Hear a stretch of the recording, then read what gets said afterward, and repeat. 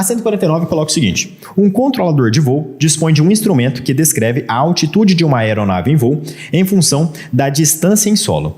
Essa distância em solo é a medida na horizontal entre o ponto de origem de voo até o ponto que representa a projeção ortogonal da posição da aeronave em voo no solo.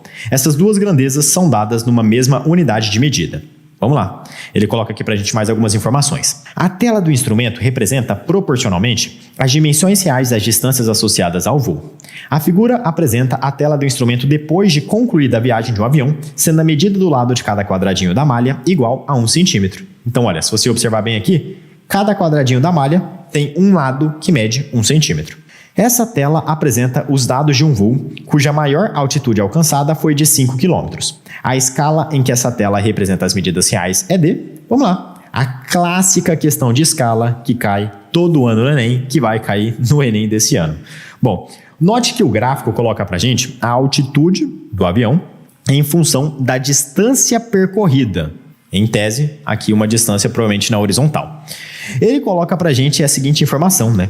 O voo em questão teve a sua maior altitude sendo igual a 5 km. A maior altitude alcançada foi de 5 km.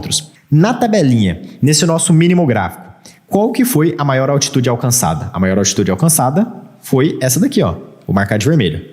Foi essa altitude aqui, a maior altitude alcançada, ó. Porque ele aumenta a altitude, aí fica constante aqui nesse nível, depois diminui um pouquinho a altitude, fica constante, diminui mais um pouco a altitude. Então a maior altitude alcançada de todas foi essa daqui, ó, de 1 centímetro, ó. Né? 1 centímetro, tá bom? Essa foi a maior altitude possível alcançada. E Vini, como é que você sabe que isso aqui mede 1 centímetro? Porque, ó, o lado do quadrado é 1 centímetro. O lado desse quadradinho é 1 centímetro.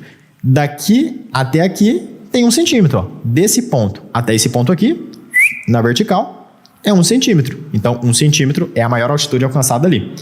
Agora, se ele quer que a gente descubra a escala, você tem que lembrar o seguinte, né? O que é a escala? A escala é a representação no desenho, entre aspas, dividido pela representação na realidade. Ou o tamanho no mapa dividido pelo tamanho na vida real.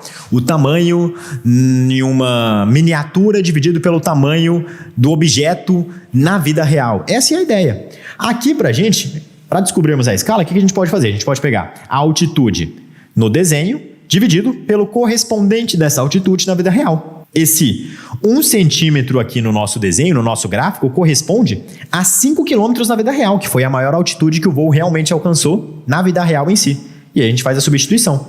Vai ficar 1 centímetro dividido por 5 quilômetros. Só que toma muito cuidado. Toda vez que você vai fazer uma escala, e você vai fazer uma divisão de duas grandezas, as duas grandezas devem estar na mesma unidade de medida. Porque a escala, por convenção, não tem unidade de medida. Mas para ela não ter unidade de medida, você tem que cortar as unidades de medida. Mas olha aqui, não tem como eu cortar centímetro com quilômetro, porque não é a mesma coisa. Então a gente tem duas opções. Ou a gente transforma isso aqui de quilômetros para centímetros, ou a gente transforma isso aqui de centímetros para quilômetros.